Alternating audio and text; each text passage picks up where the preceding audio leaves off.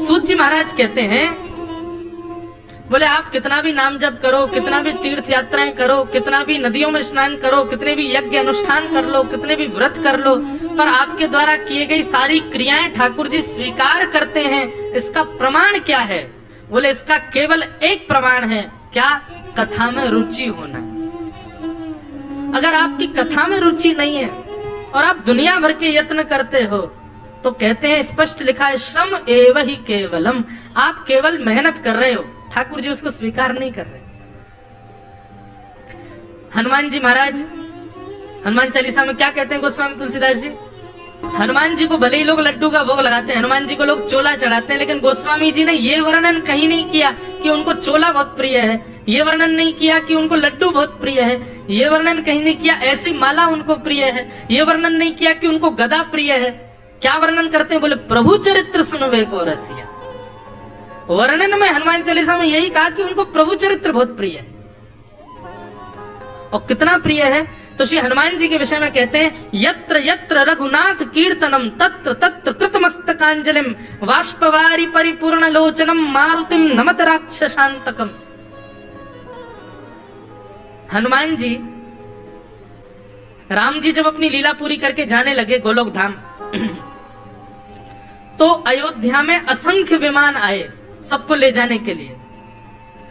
सब लोग विमान में बैठ गए, लेकिन हनुमान जी नहीं बैठे। राम जी बोले, हनुमान जी बैठो, जल्दी चलें गोलोक धाम, लीला पूरी हो गई हमारी। हनुमान जी आए, बोले भगवान बस एक चीज पूछनी थी। क्या? गोलोक धाम में आपकी कथा होती है? वहां पर वैष्णव जन आपके गुणानुवाद गाते हैं? राम जी बोले, भैया कथा वहां होती है जहां हमारा प्रत्यक्ष दर्शन नहीं हो पाता। गोलोक धाम में तो हम तुम्हारे सामने बैठे ही रहेंगे, जब हम देखने को मिल ही रहे तो फिर वहां कथा सुनने की क्या जरूरत है? कथा तो वहां सुनी जाती जहां हमारा प्रत्यक्ष दर्शन नहीं हो पाता। हम पृथ्वी पर रहते नहीं है, इसलिए कथा के माध्यम से हमारा स्मरण किया जाता है। अब गोलोक धाम में तो हम तुम्हारे संग ही रहेंगे, तो फिर वहां कथा की क्या आवश्यकता? हनुमान जी बोले, आपका गोलोक धाम आपको मुबारक हो भगवान, आप जाओ, आप प्रस्थान करो, मैं पृथ्वी पर ही रहूंगा। इसीलिए चारों युग पर ताप तुम्हारा। त्रेता में राम जी लीला पूरी करके चले गए, हनुमान जी नहीं गए। चारों युगों में है, सतयुग में भी है, त्रेता में भी, द्वापर में और कलयुग में भी है। क्यों नहीं जाते पृथ्वी छोड़ करके? बोले केवल इसलिए, यत्र यत्र। राम जी ने पूछा, क्या करोगे पृथ्वी पर रह करके?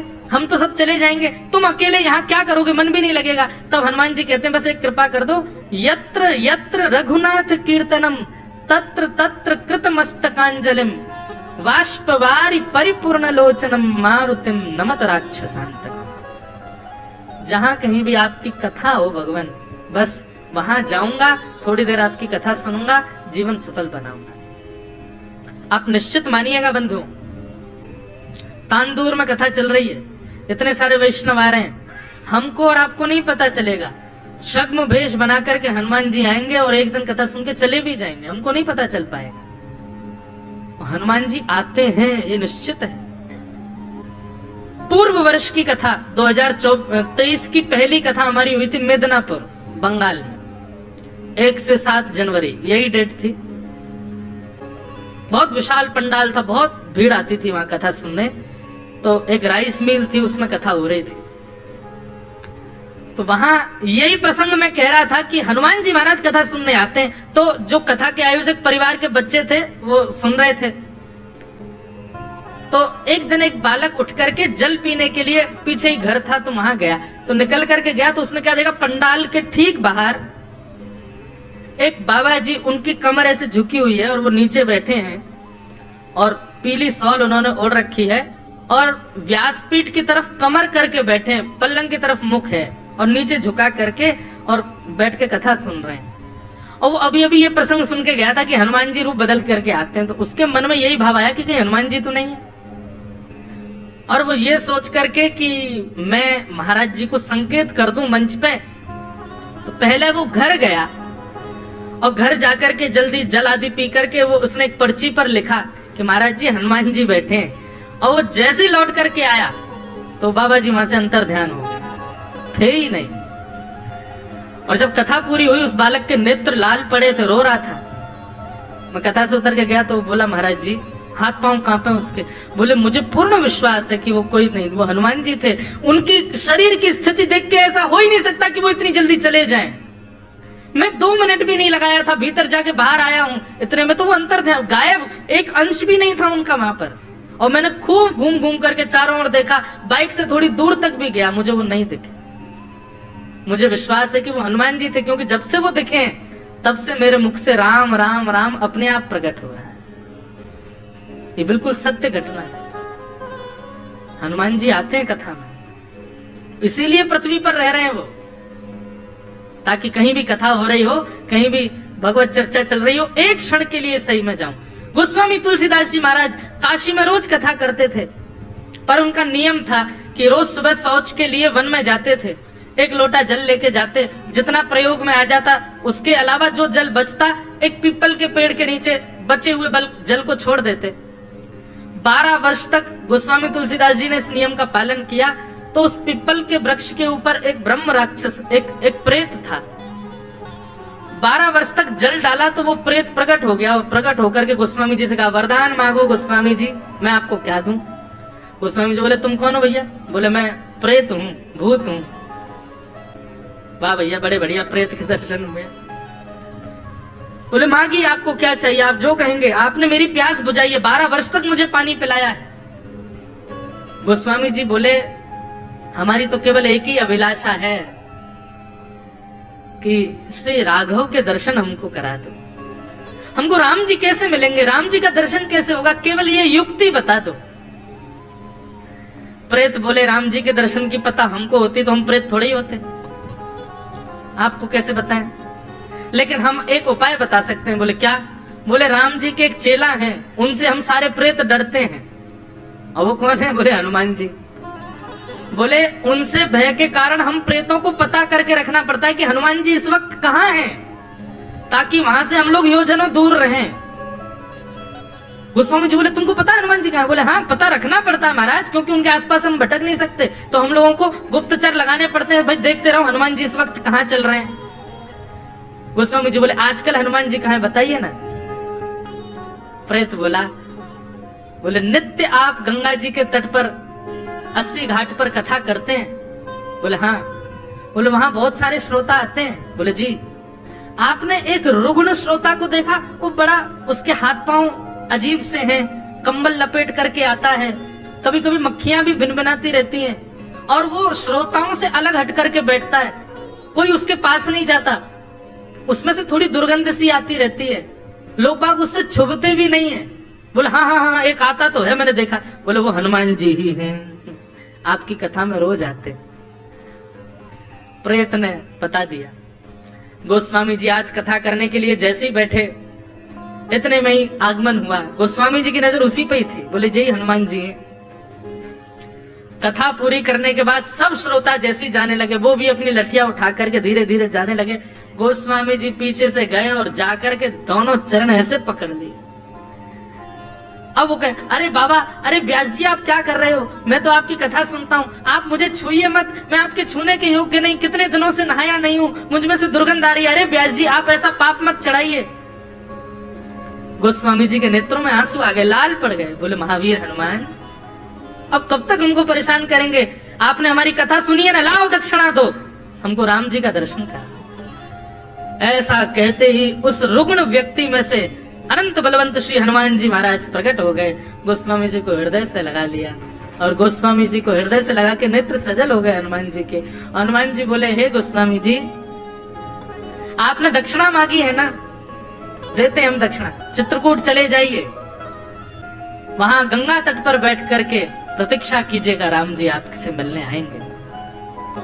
राम जी आए और अपने हाथों से तिलक करके गए श्री गोस्वामी जी का। तो हनुमान जी नित्य आते कथा में, निश्चित है एक क्षण के लिए ही सही यहां भी आएंगे, हमें तो पूर्ण विश्वास है आते हैं। ये बात मैं क्यों कह रहा हूं भाई, कथा से प्रेम होना ये साधारण बात नहीं है।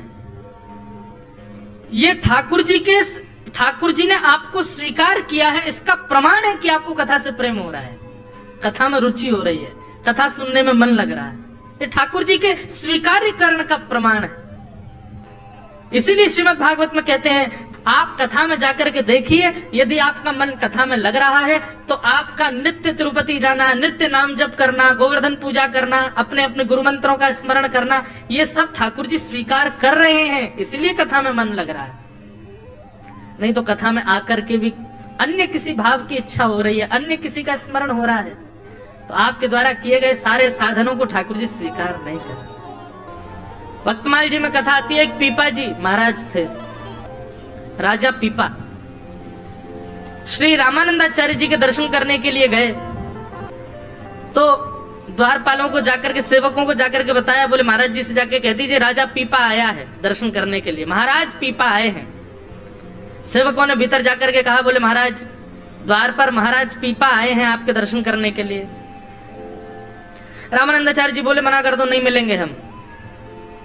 द्वारपालों ने आकर के मना कर दिया तो वो बोले कोई गलती हो गई लगती है हमसे। तो बोले तुमने ज्यादा अपने नाम के आगे महाराज वाराज लगा लिया इसलिए नहीं मिल रहे। बोले अच्छा ये कह दो द्वार पर राजा पीपा आया है, महाराज नहीं राजा। अंदर जाकर के कहा, बोले महाराज द्वार पर राजा पीपा आया है। रामानंदाचार्य जी बोले मना कर दो, बिल्कुल नहीं मिलेंगे। तीसरी बार आकर के जब मना किया तो फिर उन्होंने कहा सुनिए आप कह दीजिए पीपा आया है, ना राजा ना महाराजा, बस इतना कह दो पीपा आया है। भीतर जाकर के जब कहा, बोले महाराज द्वार पर पीपा आया है, तो रामानंदाचार्य जी बोले ये बहुत देर हो गई इनको आए हुए, कभी राजा कभी महाराजा, अब कह रहे पीपा आया है। इनसे कह दो इनको ज्यादा ही हमारे दर्शन की इच्छा है तो पहले हमारी आज्ञा माने। क्या आज्ञा है? बोले बाहर एक कुआं है उसमें कूद जाएं ये। द्वारपालों ने जाकर के कहा, बोले महाराज जी ने आज्ञा करी है, वो सामने जो कुआं है उसमें जाकर कूद जाओ, तुमको दर्शन की अभिलाषा, पहले आज्ञा का पालन करो। महाराज सुनते ही पीपा जी दौड़े। ऐसा भी नहीं कि चल के जा रहे हो फिर बार बार पूछ रहे हो सही में कूदना है क्या, नहीं, जैसे ही आज्ञा हुई कि महाराज जी ने आज्ञा की कुआं में कूद जाओ, तो ऐसे भी नहीं, धीरे चल के दौड़े हैं कुएं की तरफ। और जैसे ही कूदने वाले थे इतने में ही श्रीमद् रामानंदाचार्य जी महाराज वहीं प्रकट हो गए, रोक लिए। बोले अब बैठो। बोले महाराज आपने ऐसा क्यों किया? बोले देख रहे थे तुम हमारी आज्ञा का कितना पालन करते हो। गुरुर आज्ञा गरी ऐसी। एक गुरुजी थे, बहुत ध्यान से सुनना। गंगा के तट पर उनका बढ़िया आश्रम था, बहुत सारे महात्मा रहते थे। गुरुजी का एक शिष्य था, वो बड़ा अनन्य भक्त था गुरुजी का, ठाकुर जी को भी नहीं मानता था गुरुजी के आगे, गुरुजी को ही सर्वोपरि मानता था। एक बार क्या हुआ, गुरुजी बेचारे अपने स्थिति से थोड़े फिसल गए और उन्होंने एक कन्या को अपने साथ रख लिया आश्रम में। अब महाराज सन्यासी महात्मा, कन्या रहने लगी तो धीरे धीरे जितने भी वहां पे महात्मा थे सब जाने लगे। बोले ओहो अब तो बिगड़ गया, आश्रम बेकार हो गया। बताओ हम सन्यासियों का आश्रम ये महाराज जी किसको लिया है यहाँ पर? लेकिन वो जो अनन्य भक्त था अपने गुरुजी का, वो छोड़ कर नहीं गया। यहाँ पर हम इस कथा के माध्यम से गुरु का गुरुत्व नहीं, शिष्य का शिष्यत्व बता रहे हैं। गुरु के गुरुत्व से भी श्रेष्ठ होता है शिष्य का शिष्यत्व। गुरु चाहे जैसा भी हो, आपके शिष्यत्व में यदि बल है तो आप गुरु का भी कल्याण कर दोगे। तो सारे महात्मा छोड़ छोड़ के चले गए, लेकिन वो एक उनका भक्त छोड़ करके नहीं गया। सबने उससे कहा अरे भाई चल तू भी, अब तो ये आश्रम रहने लायक नहीं रह गया, हमारे गुरुजी का दिमाग खराब हो गया, देखो किसी कन्या को लिया, इससे ब्याह व्याह कर लेंगे। अब हम लोग सन्यासी लोग, हमने घर परिवार छोड़ दिया, आसक्ति के लिए छोड़ा था क्या? ये गुरुजी आसक्त हो गए इसमें। उसने कहा देखो भैया तुमको दोष दिख रहा होगा, लेकिन मेरे को मेरे गुरुजी में अभी भी कोई दोष नहीं दिख रहा है। मुझे तो बल्कि ऐसा लग रहा है मुझे मेरे गुरुजी प्रिय है, और गुरुजी को जो प्रिय है वो मुझको गुरुजी से भी ज्यादा प्रिय है। वो मेरे गुरुजी को प्रिय है तो मेरी गुरु माँ है, मैं तो उनकी और सेवा करूंगा। संत बोले अरे भाई तू भी नरक में जाएगा, तेरा गुरु भी नरक में जाएगा। ऐसी निष्ठा किस काम की जहां पे तुम इतना विचार नहीं कर रहे हो कि गुरु कर क्या रहा है। सब चले गए, लेकिन उस शिष्य ने अपने गुरु का त्याग नहीं किया। उसकी इस गुरु निष्ठा पर ठाकुर जी रीझ गए, ठाकुर जी प्रसन्न हो गए, बोले वाह, मान गए भाई इस भक्त को। गुरु जी अपने पद से बिल्कुल फिसल गए, लेकिन इसने अपनी स्थिति को नहीं छोड़ा। ठाकुर जी बोले हम तो ऐसे भक्त से बड़े प्रसन्न हैं, इसको लेने जा रहे हैं, हम इसको लेके आएंगे, वैकुंठ में रखेंगे अपने पास। और श्रीमन नारायण भगवान शंख चक्र गदा पद्म धारण करके गरुण जी पर विराजमान होकर के पहुंच गए सीधे आश्रम। रात्रि के 12 बजे थे, अर्धरात्रि का समय। गुरु जी कक्ष में सोए थे, बाहर आंगन में उनका शिष्य सोया था गद्दे पर। तभी उसने देखा अद्भुत प्रकाश जैसा हुआ, थोड़ा आंख पर हाथ रख के जैसे उसने देखा तो क्या पाया, सुंदर श्वेत गरुण पर शंख चक्र गदा पद्मधारी श्रीमन नारायण विराजमान। अपनी आंखें मीड़ने लगा, ऐसे नोचने लगा, बोले कहीं स्वप्न तो नहीं है। चरणों में प्रणाम किया, जय हो भगवान, आप श्रीमन नारायण भगवान है ना? बोले हाँ। बोले भगवान मुझ दीन को आपके दर्शन कैसे हो गए? ऐसा मैंने क्या किया कि आप मुझ पे प्रसन्न हो गए, मुझे दर्शन दे रहे हो? बोले तुम्हारे गुरुजी अपने गुरु पद से भ्रष्ट हो चुके हैं, लेकिन फिर भी तुमने अपने स्थिति से गुरु को नहीं छोड़ा, इस भाव से हम बड़े प्रसन्न हैं। तुम्हारी निष्ठा से हमको बड़ी प्रसन्नता है, हम तुमको अपने संग ले जाने आए हैं, चलो वैकुंठ चलो, तुम्हारी निष्ठा से हमको बड़ी प्रसन्नता है। बोले जय हो भगवान, आपकी बड़ी कृपा, आपका बड़ा अनुग्रह। पर आप यदि आज्ञा दें तो जिन गुरु की निष्ठा से आप मुझे मिले हो, मैं एक बार गुरुजी से आज्ञा ले लूं कि गुरुजी मैं वैकुंठ जा रहा हूं। गुरुजी हाँ कर देंगे तो मैं चल दूंगा। ठाकुर जी तो और प्रसन्न हो गए, बोले वाह भैया मान गए। भगवान को देख के कोई किसी से पूछता ही नहीं, लेकिन अभी भी देखो अपने गुरु से पूछना चाहता है। जाओ जल्दी जाओ। गुरु का दरवाजा खटखटाया, सोए थे गुरुजी। गुरुजी उठ गए, बोले क्या बात है चिलाराम? बोले गुरुजी। बोले हाँ देखो आंगन में कौन आया? गुरुजी बोले हमको कोई नहीं दिख रहा। अरे गुरुजी सामने देखिए श्वेत गरुण है और उसके ऊपर भगवान विराजमान है, शंख चक्र गदा पद्मधारी। गुरुजी बोले मुझको कोई नहीं दिख रहा है। बोले गुरुजी मेरे आपके प्रति गुरु निष्ठा से ठाकुर जी प्रसन्न हो गए और प्रसन्न होकर के गरुण पर आए हैं, मुझको ले जाने के लिए आए हैं वैकुंठ। लेकिन मैंने उनसे कहा कि पहले मैं गुरुजी से आज्ञा लूंगा। गुरुजी ठाकुर जी खड़े, आप आज्ञा दे दो मैं चला जाऊं। गुरुजी बोले पहले दिखाओ तो सही, कहां है, हमको तो दिख नहीं रहे। शिष्य दौड़ा दौड़ा भगवान के पास गया, बोले हमारे गुरुजी को दर्शन दे दो आप। ठाकुर जी बोले तुम्हारे गुरुजी की इतनी स्थिति नहीं है कि वो मेरा दर्शन करें, तुम चुपचाप बैठो, जल्दी आज्ञा लेकर के आओ, चलो तुम्हारे गुरुजी को दर्शन नहीं होगा हमारा। सन्यास होते हुए उन्होंने पाप किया है, उनको दर्शन नहीं होगा मेरा। शिष्य बोला तो फिर एक काम कीजिए, मैंने तो बुलाया नहीं था आपको, आप अपने गरुड़ पर बैठिए और चले जाइए यहां से। अरे बस गुरुजी को दर्शन देने की बात है, जिन गुरु के प्रति निष्ठा ने आपको मेरे सामने प्रकट कर दिया, उन्हीं गुरुजी को दर्शन नहीं दे रहे हो आप, चले जाओ यहां से, मुझे नहीं जाना आपके साथ वैकुंठ, मैंने नहीं बुलाया आपको। भगवान तो और प्रसन्न हो गए, बोले वाह भैया इसकी निष्ठा पर मैं क्या करूं, वारी वारी जाऊं भैया, ये वैकुंठ तक को त्यागने को तैयार है लेकिन अपनी गुरु निष्ठा नहीं छोड़ रहा। तो ठाकुर जी प्रकट हो गए, गुरु जी को दर्शन दिया, गुरु जी ने दूर से प्रणाम किया, दंडवत करने लगे, प्रणाम करने लगे। गुरु जी दर्शन हो गए, गुरु जी की आंखों में आंसू आ गए, बोले चेला राम हृदय से लग जाओ। हृदय से लग गए, बोले अब गुरु जी मुझे आज्ञा दो, मैं जाऊं ठाकुर जी के साथ। गुरु जी बोले बेटा हमको भी ले चलो। अरे गुरुजी ये तो आपने बड़े मन की बात कह दी, वैकुंठ में भी आपकी सेवा मिलेगी, रुको मैं भी ठाकुर जी से बोल के आता हूँ। ठाकुर जी हमारे गुरुजी को भी ले चलो संग में वैकुंठ। भगवान बोले हमने दर्शन दे दिया, ये भी बहुत बड़ी बात है, तुम्हारे गुरुजी को वैकुंठ क्या नरक में स्थान नहीं मिलेगा? इतना गलत काम किया उन्होंने। और सुनो तो तुम बार बार नाटक नहीं करो, चलो बैठो गरुड़ पर और चलो हमारे साथ वैकुंठ। शिष्य बोला मेरे गुरुजी नहीं जाएंगे तो मैं भी नहीं जाऊंगा, चले जाओ आप, या तो मेरे गुरुजी को संग लेके चलो नहीं तो आप भी चले जाओ, मुझे नहीं जाना वैकुंठ। गरुड़ जी बोले भगवान आप इतना क्यों इसके पीछे पड़ रहे हो, मैंने ऐसा भक्त तो कहीं नहीं देखा, अरे रहने दो इसको अपने गुरुजी के पास ही छोड़ चलो। ठाकुर जी नहीं नहीं गरुड़ देख नहीं रहे हो तुम, उसकी निष्ठा देखो। ठाकुर जी बोले अच्छा जल्दी करो, गुरुजी को भी ले आओ, बैठाओ उनको गरुड़ पर, ले चलते हैं उनको भी वैकुंठ। दौड़ करके गया, गुरुजी चलो चलो जल्दी चलो। ठाकुर जी राजी हो गए, गरुड़ जी पर विराज जाओ। गुरु चेला दोनों जाने लगे, इतने में ही वो माता जी और निकल आई भीतर से। उनको देख करके गुरु जी बोले चेला राम इनको भी ले चलें, ये बेचारी अकेली कहाँ रहेंगी। शिष्य गया गुरु जी भगवान के पास, भगवान बोले क्या है, बोले थोड़ा आगे खिसक जाओ। बोले मैं भी चलूंगा, मेरे गुरु जी भी चलेंगे, वो गुरु माँ भी चलेंगी मेरी। ठाकुर जी बोले उसको तो मैं बिल्कुल नहीं लेके जाऊंगा, उसकी वही जिद, तो फिर आप चले जाओ, क्योंकि वो नहीं जाएगी तो गुरु जी नहीं जाएंगे, गुरु जी नहीं जाएंगे तो मैं भी नहीं जाऊंगा। अंत तो गत्वा गरुड़ पर गुरुजी का चेला और वो गुरु माँ तीनों गए वैकुंठ, और वैकुंठ पहुंच गए केवल एक शिष्य के शिष्यत्व की वजह से। कुम्भन दास जी के, हमारे श्रीनाथ जी के 8 सखा हुए हमारे गोवर्धन में, एक उनमें से का नाम था कुम्भन दास जी।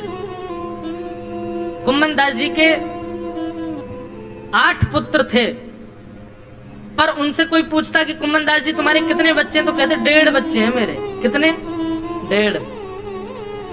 7-8 बच्चे थे, लेकिन बताते कहते 1.5 बच्चे हैं। क्यों?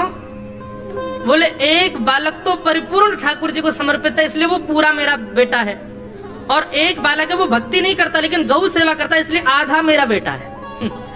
बाकी भक्त नहीं है, इसलिए मैं उनको बेटा ही नहीं मानता। इसे कहते हैं अहितुकी भक्ति। महाराज बहुत बड़ी बात है, सुनने में आसान लग रहा होगा, लेकिन पुत्र को पुत्र के रूप में न स्वीकार करना ये कोई नहीं कर सकता, लेकिन पुत्र जब भक्त हो तभी उसको स्वीकार करना, ये कहते हैं अहेतुकी भक्ति। और अहेतुकी भक्ति का दूसरा अर्थ है कितनी भी तूफान आ जाए, कितनी भी जीवन में विपत्ति आ जाए, तब भी आपका विश्वास ठाकुर जी के प्रति डगमगाए ना।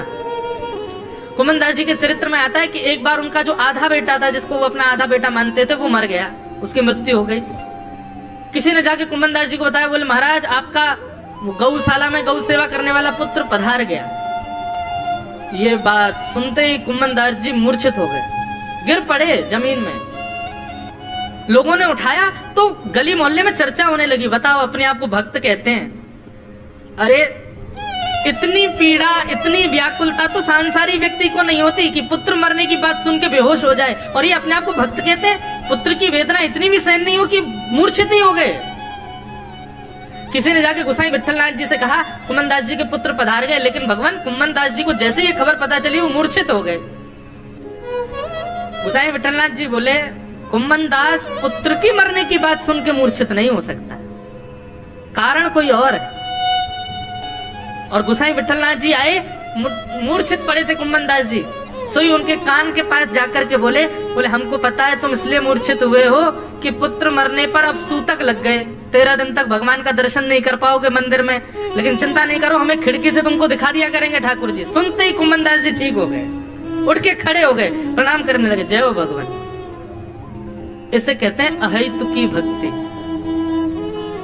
कितनी भी आपत्ति आ जाए, कितनी भी विपत्ति आ जाए, कितनी भी विडंबनाएं जीवन में क्यों ना आ जाए, लेकिन आपकी भक्ति डगमगाए ना। एक प्रकार से मुझे ऐसा लगता है कि जीवन में प्रतिकूलताएं जब आती है ना, तब ठाकुर जी दोनों आंख खोल के आपको ही देखते हैं कि अब देखता हूं ये क्या करेगा। यदि उस समय आप उनको भूल गए, उस समय आप किसी भी प्रकार से उनसे विचलित हो गए, ठाकुर जी फेल कर देते हैं फिर आपको, बोले बस स्वार्थ भक्त है ये मेरा, विपत्ति आती भूल गया, विपत्ति आती देवता ही बदल दिए। नहीं, चाहे जीवन में जो हो जाए बंधुओं, आपकी स्थिति कभी डगमगाए ना, उसको कहते हैं अहेतुकी भक्ति। और यही हमारा परम धर्म है, और यही परम धर्म भागवत से प्राप्त होता है। अब आपको हम एक सामान्य सी बात बता रहे हैं, हम वक्ता हैं, मैं कोई अपनी पर्सनल बात ज्यादा कहता नहीं, लेकिन कह रहा हूं एक समझ में आए बात। इसलिए हमारे घर में जैसे संसार के लोग प्रायोरिटी देते हैं ना अपने परिवार के लोगों को, अपने ही जनों को, हम कथा में होने की वजह से व्यस्त हैं, इसलिए नहीं, क्योंकि कथा कहते कहते जीवन ऐसा हो गया, अब प्रायोरिटी किसी को नहीं देते। हमारी खुद की सगी बहन के ब्याह में हम 2 दिन पहले मुंबई से कथा करके पहुंचे, 2 दिन पहले। आज भी ऐसी स्थिति है कि अब सगी बहन के ब्याह में 2 दिन पहले आ रहे हैं, तो सोचो बुआ फूफा इन सब के यहाँ ब्याह में तो कहीं पहुंच पाते होंगे। जहां संसार के लोग केवल व्यवहार निभाने में ही रहते हैं, ठाकुर जी की भक्ति, ठाकुर जी की कथा जीवन में आती है तो व्यवहार निभाने की इच्छा नहीं होती। हमारे वृंदावन में एक भोरी सखी हुई, वो भोरी सखी कहती हैं कि भक्ति जब जीवन में आती है तब क्या होता है, अलग अलग जीवन हो जाता है। एक वैष्णव जीवन प्रारंभ होने के बाद आप थोड़े अलग हो जाओगे संसार से। सीमित रहना, सिमट करके रहने की स्थिति हो जाएगी। इसे कहते हैं परम धर्म, और ये भागवत सिखाती है।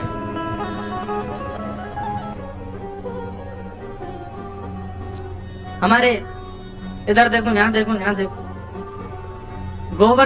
गोवर्धन में विराजमान थे पंडित श्री गया प्रसाद जी महाराज, नाम सुना? पंडित जी महाराज की वाणी में एक बात बड़ी बढ़िया लगती थी। पंडित जी से किसी ने निवेदन किया कि पंडित जी ठाकुर जी बहुत पीड़ा दे रहे हैं, ठाकुर जी बहुत परीक्षा ले रहे हैं, ठाकुर जी जीवन में बहुत संकट दे रहे हैं, आप कछु आज्ञा करो, कहा करूं, जो काम करूं सब बिगड़ जाए, घर परिवार में कछु बन नहीं रहे हो, पत्नी मान नहीं रही है, बच्चा सुने ना है, हे पंडित जी महाराज कछु आज्ञा करो। पंडित श्री गया प्रसाद जी महाराज आज्ञा देते हुए कितनी अच्छी बात कहते, बोले अरे भैया ब्रजभाषा में बोलते, बोले जी कन्हैया है ना, जाको खेलवे को बड़ो मन करे, सोचे हमारे संग खेल खेलो करे। कभी पत्नी को उठाए दे, कभी बालकन को उठाए दे, कभी काम बिगाड़ दे, जाके हम सबरे खिलौना है, जे हमारे संग खेल है। लेकिन भैया यह बात से दुखी मत हो कि ठाकुर जी खेल काहे को रहे, बल्कि ठाकुर जी से प्रार्थना करो जितनो मन चाहो ठाकुर जी उतनो खेलो, पर खिलौना बदलना नहीं चाहिए, मैं ही रहूं आपको खिलौना, खूब खेलो। जैसो जीवन देनो है मुंह को दे दो, लेकिन नाथ मेरो त्याग मत करो, मेरे अवगुणों को ठाकुर जी आप देखना नहीं। तो मानो ये पंक्ति गानी प्रारंभ करी तो पहले पूज्य गुरुदेव भगवान आए, फिर पूज्य श्री रसिया बाबा महाराज आए, भगवती प्रसाद गंधर्व जी आ गए। तो मानो ठाकुर जी ने 3 महापुरुष भेज के प्रमाणित कर दियो, ना धर रो अवगुण तेरे चित्त में, तू चिंता मत करे। ये 3 वैष्णवन को भेज करके ठाकुर जी मानो ये कह रहे हैं कि भैया प्रत्यक्ष प्रकट है कि ठाकुर जी ना कहेंगे कि तेरे अवगुण में ना देख रहो, ना विचार कर रहो। तो यही भाव से मानो ठाकुर जी प्रमाणित कर रहे हो, कोई बात ना भैया, क्षमा किए, तेरे अवगुणन पे मेरी दृष्टि ना है, तू आनंद कर। तो ऐसी भावना है। रसिक जनों के पद बड़े अद्भुत हैं। हमारे अष्टछाप के कवि गोस्वामी तुलसीदास जी की विनय पत्रिका, बोले नाथ आपने मुझे बहुत बड़ा अनुग्रह किया। भगवान पूछ रहे हैं मैंने कहा अनुग्रह किया तुम पे, तो गोस्वामी जी कह रहे हैं, बोले आपने सबसे बड़ा अनुग्रह तो यही किया कि आपने मुझे मानव बनाया। श्रीमद् भागवत में भी भगवान कहते हैं, हृदय माध्यम सुलभम सुदुर्लभम प्लवम सुकल्पम गुरुकर्ण धारम मयानुकूलेन नभस्वतेरितम पुमान भवाब्धिम न तरेत्स आत्मा। मैंने मानव के ऊपर सबसे बड़ी कृपा यही की कि मैंने उसको मानव बनाया। अरे नित्य इसी बात का धन्यवाद कहो ठाकुर जी कि हमको आपने कोई जीव जंतु तो नहीं बनाया, मानव बनाया। गोस्वामी जी का वो पद बहुत सुंदर है, उसमें गोस्वामी जी कहते हैं आपने बहुत बड़ी कृपा की कि अत्यंत दुर्लभ मानव शरीर मुझको प्रदान किया। पर ठाकुर जी हम एक अनुग्रह और आपसे चाहते हैं, एक अनुग्रह और कर दो। भगवान कह रहे हैं अब क्या चाहिए? तब गोस्वामी जी कहते हैं कि संसार रूपी विषय सरोवर में मेरी मन रूपी मछली घूम रही है। बहुत ध्यान से सुनना, संसार रूपी विषय सरोवर में मेरी मन रूपी मछली डोल रही है। कभी या मन रूपी मछली को मन पानी पूरी पे अटक जाए, कभी डोसान पे अटक जाए, कभी लस्सी पे अटक जाए, कभी ब्रजवासी पेड़ा पे अटक जाए, कभी कहीं अटक जाए, कभी पल्ली गरीवारी पे अटक जाए, कभी छतवारी पे अटक जाए, कभी कहीं अटक जाए। हे ठाकुर जी हमारी मन रूपी मछली संसार रूपी विषय सरोवर में घूम रही है। भगवान बोले तो हम क्या करें? बोले जिस प्रकार मछली पकड़ने वाला एक बांस में धागा डाल करके सरोवर के तट पर आकर के बैठता है और उस धागे में एक कुछ सामग्री लगा करके उसको नदी में फेंक देता है, सरोवर में फेंक देता है और फेंक करके मछली पकड़ने की प्रतीक्षा करता है, बैठ करके खड़ा रहता है वहीं पर ही। भगवान बोले तो बोले नाथ ऐसे ही आप अपनी कृपा रूपी वंशी लेकर के और अनुग्रह रूपी वो धागे में कछु कृपा बांध करके या विषय रूपी सरोवर में छोड़ दो। भगवान बोले तुम क्या करोगे? बोले आप खड़े खड़े इंतजार करो, विषय में घूमते घूमते घूमते घूमते जा दिन मेरो मन रूपी मछली आपके वह कृपा रूपी सामग्री से आकर के टकरा जाए, जैसे ही वह कांटे में फंस जाए सोई रस्सी खींच करके मुंह को बाहर निकालनी हो। अब सुनने में तो आप लोगों को बड़ा सामान्य लगा, लेकिन ये भगवान को आज्ञा क्या दी जा रही है? आप आकर के सरोवर पर इस विषय रूपी नदी में कृपा रूपी डोर से अनुग्रह रूपी रस्सी डाल करके बैठे रहो, प्रतीक्षा करो। मैं यत्न नहीं करूंगा आपके पास आने का, आप बस कृपा रूपी रस्सी डाल के बैठे रहो। काऊ दिना गलती से मैं टकरा जाऊं सो मुंह को बाहर निकाल लिया। भगवान बोले गोस्वामी जी बड़े चतुर हो आप, ऐसी चतुराई भक्तन में अच्छी है, सांसारिक चतुराई ठाकुर जी को प्रिय नहीं, लेकिन भक्ति में चतुराई हो तो ठाकुर जी को बहुत बढ़िया लगे। तो हम किस विषय पर चर्चा कर रहे थे? अर्जुन। भगवान ने अर्जुन को ही क्यों स्वीकार किया? महाभारत में इतने पात्र हैं, केवल अर्जुन ही क्यों प्रिय ठाकुर जी को? क्योंकि अर्जुन ने पूर्ण समर्पण किया है। करिष्ये वचनम तव, आप जो कहोगे वो मेरे लिए अध्यादेश है, उसके आगे किंतु परंतु नहीं कहूंगा मैं। इसलिए भगवान ने अर्जुन को स्वीकार किया।